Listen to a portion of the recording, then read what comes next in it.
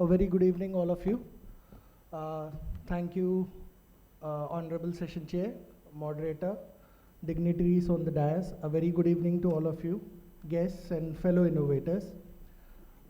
Since morning, majorly the talks have been towards the switchgear and protection equipment of generation, transmission, distribution, which are very crucial backbone of electrical energy systems.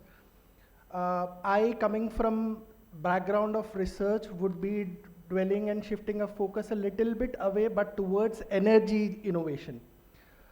At the end of this lecture, I would want what I would desire all of you to look at any building, be it a building like a scope complex or your own home, as a responsive entity towards the grid balancing or towards the grid services.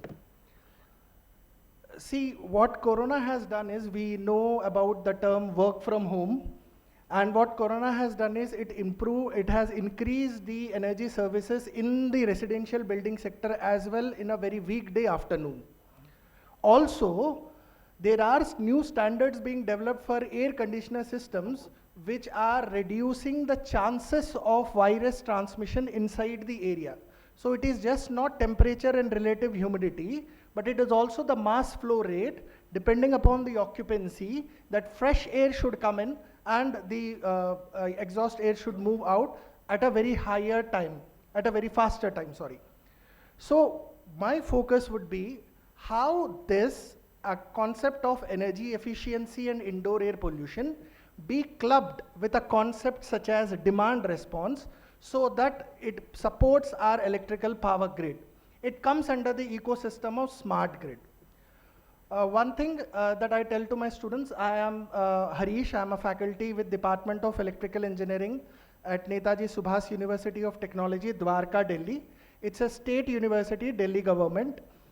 We are established since 1983, became under University of Delhi and become a university since 2017. Department of Electrical Engineering started since 2019 and we were recruited in 2021. We have my students and scholars who are working in this area. We are now developing Center of Excellences and Laboratory through Delhi Knowledge Development Fund, which is given to us to the up till the tune of 5.5 CR. But we would, it is on the proposal side. We are working with industrial partners as well. And we understand that we have to submit either in next 2 months or to practically, because we know that there are Delhi elections coming up. So या तो 2 महीने में होगा या तो मार्च 2025 के बाद ही होगा. So coming back to this, what I really tell to my students also is, there is a difference about grid, smart grid, phone and smartphone. आप market में जाके smartphone खरीद सकते हो, market में जाके smart grid खरीद नहीं सकते. So you have to work on the existing technology and work towards the development of smart grid in such a way that you may think this technology is smart today in 2024, but it would remain smart till 2034. It should not be like a CFL, energy efficient, now became LED, now super LEDs, and now the technologies are changing. Or either it should be scalable, that it should be plug in and plug out. So what are the services of the building energy systems which can be used of? One of the services that really is coming up are inverter air conditioners. Now, inverter air conditioners have the capability of changing the compressor speed as per the supply frequency. Now, Honorable Moderator Arora Saab told one important thing about voltage, current and frequency. And we understand that the frequency of the grid relative to the active power is very much important. So can we aggregate a large number of inverter air conditioners and make use their potential of thermal inertia so that it becomes like an operating reserve for a power grid? See, conventionally what happens is, the frequency and the supply and demand is matched in such a way that there are operating reserves, that is spinning reserves and non-spinning reserves, coming from the power grid scenario, which is very costly, and they have a large ramp up, fast ramp up, ramp down facilities, but majorly they are partially loaded fossil fuel generators. What if, think of it in the future, can we use the building energy systems to provide the operating scenarios, operating reserve scenarios, and support the electrical power grid? There have been case studies, especially reported from US, where they have done building to grid integration since 2017-18, stalled a bit due to Corona, and now they have reported just a couple of months back, where they have developed a building to grid case study on NIST, that is the National Institute of Standards and Technology, on 2 army bases, on 2 governmental buildings as well. But one of the major challenge that we cannot adopt directly from them is that they have developed it in the design phase. Now, we as under Indian diaspora, Indian scenario, would also want to work in the design space and also in the operation space. Why? Because our real estate sector and the construction sector is booming like anything. It is expected that we would be aspiring to become a $7 trillion economy by 2030 as per our ministry. And also, at the same time, at COP26, we have set ourselves an ambitious target of achieving net zero by 2047. Buildings so there will be a large amount of construction going on. And interestingly, if we have seen in Dwarka and outskirts of Delhi, we are not increasing like this. We are increasing like this. So rooftop solar PV potential is becoming reduced, but the air conditioner load is getting increased. And now we understand, if someone from PWD or CPWD, that now it is very difficult to get a DG backup set, diesel generators backup set, and everyone is working with the DERC, Delhi Electricity Regulatory Commission, to work towards rooftop solar PV, small wind. Small wind is a very good aspect. If you have 20 floors, and you have a small wind turbine installed above you, it can act as a very good resource at the night time when the solar is not available. Right? So can we incorporate all this and work towards net zero energy?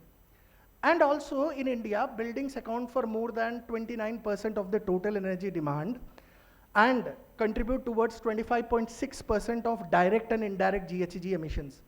And I will be very, it's not an unfortunate thing, but it shows us that it has a big amount of potential, that we are ahead from the global scenario. If you see the International Energy Agency report of tracking the clean energy progress since 2023, which was released in March 2024, globally the buildings account for 1/3 of the total energy demand, and that demand 80% of the time is coming during the peak times of the day, right? So this becomes a very good synergy. Can we synergize the power grid, challenges and the energy efficient buildings, right? So that is what I would be dwelling for the next 5 minutes or so.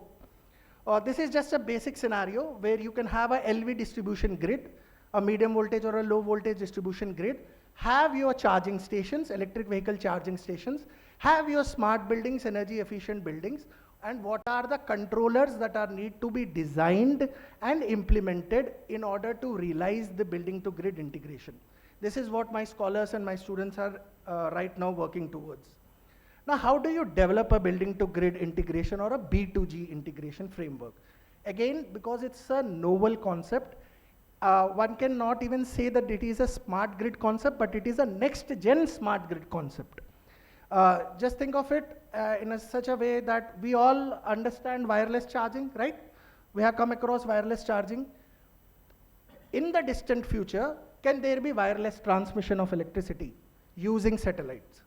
That is not a smart grid, futuristic power grid.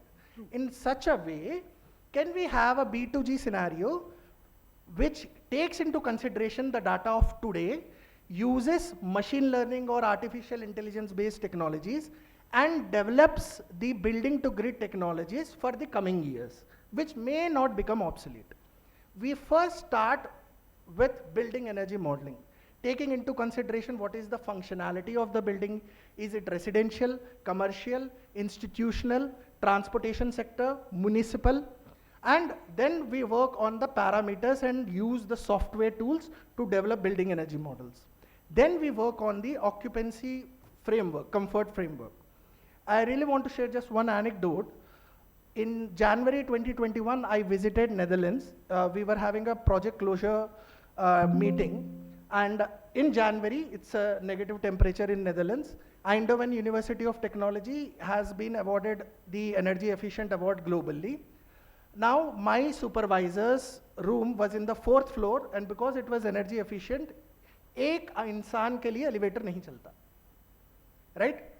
It's an energy efficient building. Now, because she herself is an energy enthusiast, she was bicycling, she was coming to the office through the bicycle, she was getting late, it was on the 4th floor, she has to park her bicycle, climb up, go to the 4th floor because the elevator wouldn't work for one single person, go to her office, switch on the AC, set the temperature at 26, but it was not possible because the temperature outside was very low. जीते हैं award energy efficiency के, but do you really think that is smart? One needs to understand, which I tell to my students also, I am daring this to say in front of practitioners, but coming from an academic background, चाहे कोई भी time हो, चाहे peak हो, off peak हो, if I am a consumer of electricity, अगर मैं switch on करूँ तो बिजली आनी चाहिए boss. That's what I have seen from my survey towards the consumer. The consumer may or may not, especially in India, may or may not understand what we are doing right now. But it is our responsibility that we need to take into consideration their willingness as well. So when you talk about energy efficiency and demand response, it becomes very necessary that you talk about occupancies, thermal comfort, indoor air quality, and also the illumination level comfort as well. That's what is the step 2. Then you go further and work towards the grid interaction modeling, where you take into consideration the grid dynamics, the time scale of the grid. Then you start implementing it and do the fault detection and diagnosis for the building to grid integration. Again, this is not a universal thing. This is what I have proposed through our research papers. So what we are doing is, at NSUT, we are building a HIL, hardware in loop test bed. So in what we are doing is, we are already modeling the already most sophisticated air conditioner. जो market में सबसे sophisticated air conditioner technology है, उसको हम बना रहे हैं, making it as the benchmark.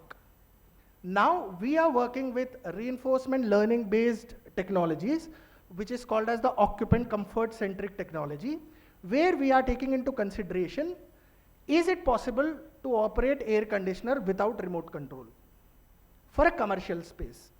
If there is my cabin, I will major times I will have my mobile has a Bluetooth, air conditioner has a Wi-Fi Bluetooth module. Why would I require a remote control?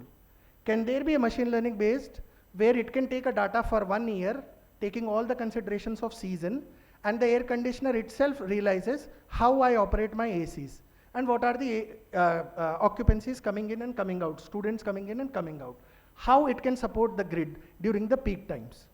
So this is where we are working on. We are working right now. The points which you are seeing on your screen are the sensor points. These are certain preliminary software-based results. You will never get a solution, single solution, whenever you work on improving thermal comfort or energy efficiency, because ज़्यादा energy consume करोगे तो comfort बढ़ेगा, कम energy consume करोगे तो comfort घटेगा. So you will never have a single solution. So these are certain preliminary results in terms of temperature, CO2 concentration, that is indoor air quality, illumination level, and I would want your attention, request your attention towards occupants' comfort. If you see this table, you may see that we may not be saving so much of energy, but mind you, I want to really tell you that we are improving the comfort as well. So we are having a win-win situation. So we are now working towards developing a socio-techno-enviro-economic building or net zero energy solution inside the campus, towards working towards the net zero energy campus and how it can support the buildings to grid integration. Thank you so very much for your patient listening. Thank you, Electrical Mirror. Thank you, Arora Saab, for giving me the introduction towards this event. Thank you, Vashni sir. Thank you all.